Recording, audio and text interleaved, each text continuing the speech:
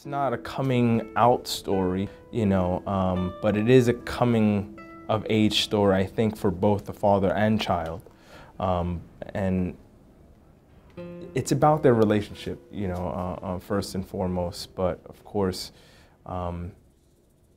it's tackling issues that we don't necessarily deal with in our communities, or kind of want to brush it under the table. It's taboo. But to see so many families destroyed because they're unable to talk about these issues is kind of why I made the film. Let's put it out there. It's not necessarily an issue film. It's about a family. In the end of the day, even though these things are hard to talk about, if you put love and family first, we can talk about that stuff later. But let's embrace one another, and let's try to reconcile each other's differences in order to, save our families.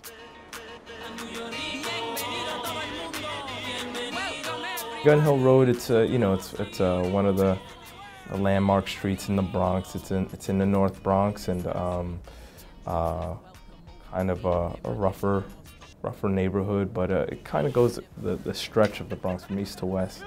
And there are different communities along. There's the black section, Jamaican section, Latino section of Gun Hill Road, and it's part of the Bronx that my family grew up in, and spent a lot of time up there. And I guess I wanted to just explore a side of the Bronx that we haven't necessarily seen on screen before. We're sort of used to seeing cops and robbers and different stereotypes, you take your pick, and I've never seen our families explored in a way that I experienced the Bronx. I've never seen our families depicted as, as a culture that has a foundation that's rooted in love. I've never seen that, and I wanted to show that on screen, even though it's very hard. And it's a family in crisis, like you said. But what is it? What is their foundation? What is it that they're relying on? Is something that I think is beautiful. My family's very supportive. My family, and I told them from the beginning, this is not about you. This is inspired by you, and families going through the same things. I guess there might have been a concern that I was airing a little bit of dirty laundry, but I think in the end of the day, when they saw the film and realized how I was depicting each character as three-dimensional, and every person having whatever issues that they're dealing with, and making them all human, as opposed to saying this is a bad person, or this is the good person, or this is, I think when they experienced the film, in the end of the day, I think they understood what it was I was trying to do. I don't think that was it's undeniable. To see that there's love between these people. You see that? Yeah. Bites. Told you. How did I start? I was studying at Dartmouth, just trying to basically find what subjects interest me, because the lawyer and doctor thing didn't really work out. So I just started trying everything, and I wound up stumbling onto acting, which I fell in love with and pursued full throttle from my sophomore year at Dartmouth, and then wound up going to NYU for a master's degree in acting. And then after about 3 years in the industry, in the real world, I realized it wasn't about the same things that school was, and I wanted a little bit more creative control. I wanted to have an opportunity to write and direct the films that I wasn't seeing on the screen. I wanted to, take the reins into my own hands and take responsibility. So went back to school and went back to NYU for film school. And Gun Hill Road is my thesis film at NYU. So that's kind of where it started. I wrote and directed a play, and it was a wonderful experience to see actors speaking words that I had written, and that were my brainchild. It was coming out of actors' mouths, and having an audience respond emotionally it was a wonderful feeling. But the thing about a play is that it ends. You can't and you can't give someone a DVD, because if you tape that show, it does not communicate the same thing as when you were there in the theater. Also, my community, my people, we don't really go to the theater like we go to the cinema. So I wanted to reach a broader spectrum of people, and that's why I decided to turn my interest towards film. Please welcome the one, the only, Vanessa. It cracks and clicks in the glass, it rips to pieces too sharp. I sometimes slip between the creases. I've been building out your weakness. Brow and bone structure bent to your likeness. The lesson that I learned on this one, is that we're not necessarily used to going to see independent films. So I was trying to make an independent film that would have crossover appeal. And I think that I was successful to an extent, but you need people, you need distributors, you need money, in order to market to those communities who might find that appealing. But as soon as you mention it has transgender theme, people kind of run away, when in terms of the money people who would be influential in getting it in front of a lot of people. What do you got that shit on your head for? Take it off.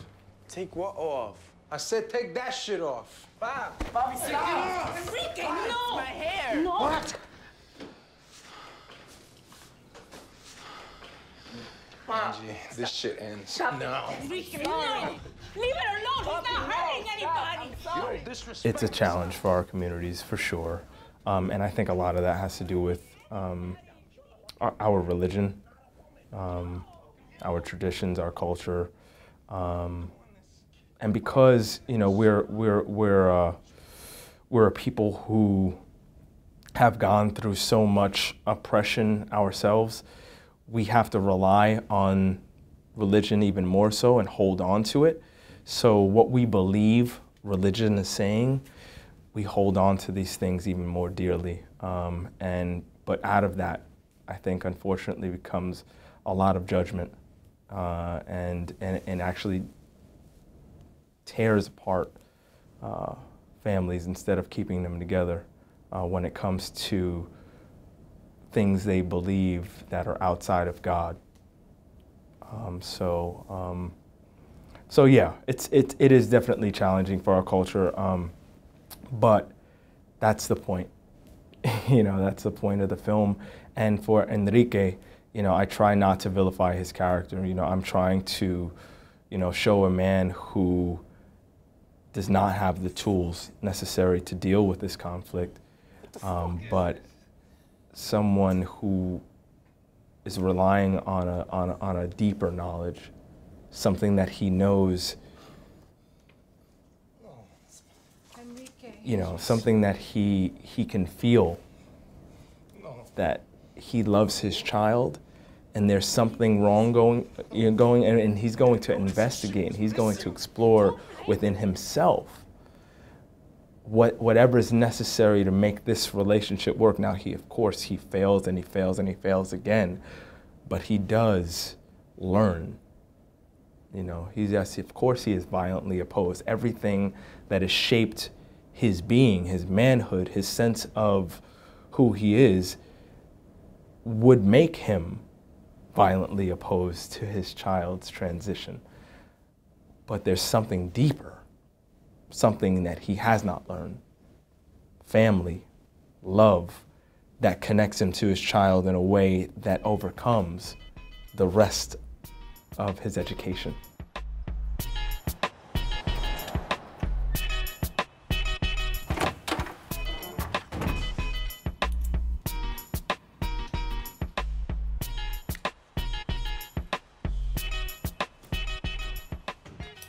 What is manhood? I mean, you know, what does that mean?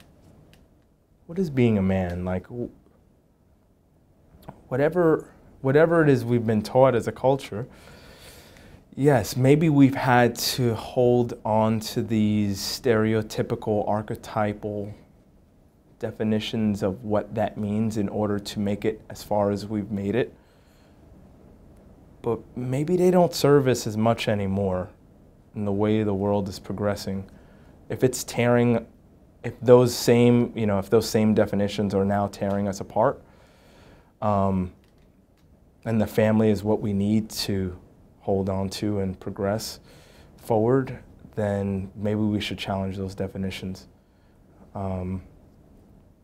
Yeah, the idea that men cannot be vulnerable, and men cannot bend, and they must be this type, especially with machismo and what that means and what are we holding on to exactly?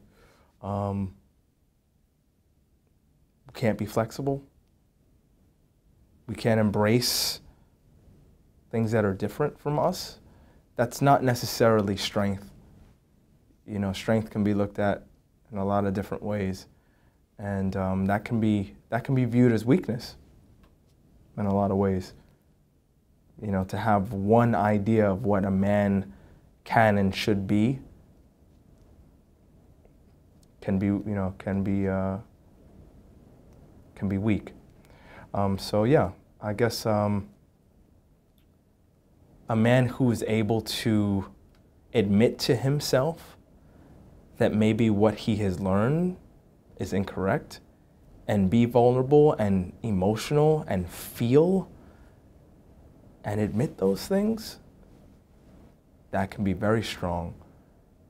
That can be the glue that we need to keep families together if we're to realize that. I have relatives who, I have female relatives. You would think that, the matriarchs are much more accepting of difference and change than the men, but sometimes they're more machismo than the men. Mm-hmm. They're the ones who teach their sons to have this machismo.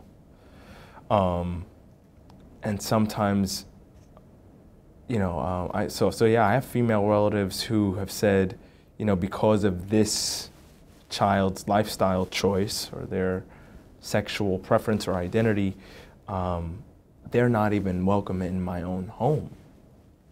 They cannot cross the threshold because God does not like that. That's not strength. That's, I don't know what that is. That's,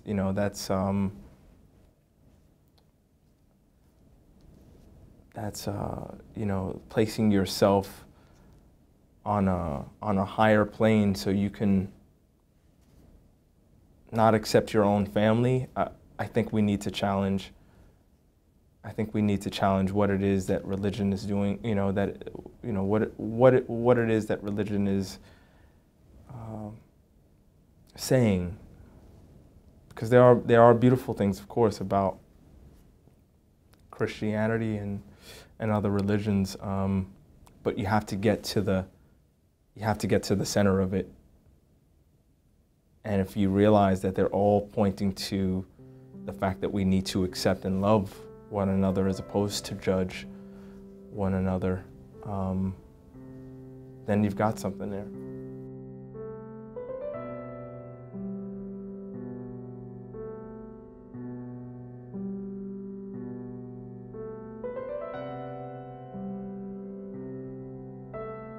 Yeah, I think, a lot of times when we deal with these issues, we're looking at people and trying to point to them as something that's so different from us. And I guess with that scene in particular, I wanted to show how we can identify with and relate to this person, that they're human. you know, and you know, the reason why I guess, you know, we don't you know, that we don't see it so much is because if it's not in the mass media, if it's not dealt with in films and art in general, then it feels like something that is away from us and something that we can easily cast aside, judge, throw away, but it's because we don't know anything about it. Mm-hmm. But as soon as we become aware and realize that they're just people, just like you and I, it's very hard to deny their humanity, you know. So yeah, I guess that was kind of the point of that scene, and to also just kind of challenge people's thoughts about what is right and who this person is supposed to be, like in her truest self. Is she really? Is she a boy, or is she really supposed to be a girl? I mean, look at the way she takes care of herself. Oh. You know, look at the way she becomes this butterfly when, you know, which is the mask? You know, she's revealing herself in that scene, and it's clear how beautiful she is, that when you see her, she's, you know, I'm trying to challenge people's perception of what is right and what is wrong, and perhaps this is who she is, you know, and to just challenge what we've been taught.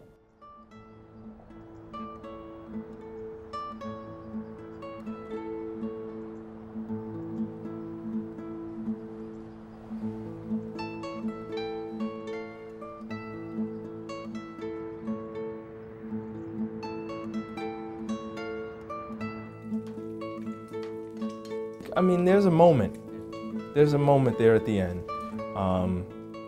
And yes, Kike is going away, but he may return. I hope that people watching the film are left with a sense of hope. Because I could have had Michael Vanessa not come down and see her father. But there's a moment that they share. You know, and yes, we're rooting for them to hug, and everything's gonna be okay, and we're gonna live in a Disneyland for the rest. But I think people would have been disappointed with that ending. I think it would have been a little bit too sweet and unrealistic. So there's a reality that I wanted to portray, you know, but I wanted to give people a sense of hope. That they may figure it out one day.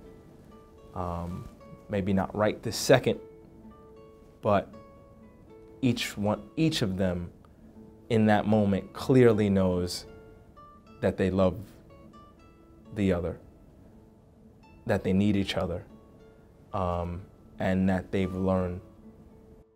No, Mama, you look fierce. It's a common custom. The bus boys, you could trust them with your life, tranquilo. It's safe at night. And if you're in the mood to view the city lights of paradise, you don't even have to go to Paris. You can go out on the rosy Paris terrace, where tropical sounds can be found. You can sit or just lounge, or get boricua down. Mi casa, su casa. Que pasa? Spoken here. Mi raza, su raza. Love is in the air, and nothing compares to New York. It'll make you fall in love. Bésame mucho and all the above. You'll be greeted with kisses and hugs. La comida, la música y la cultura. Eso es la droga. Dance and feet will rip the rug up.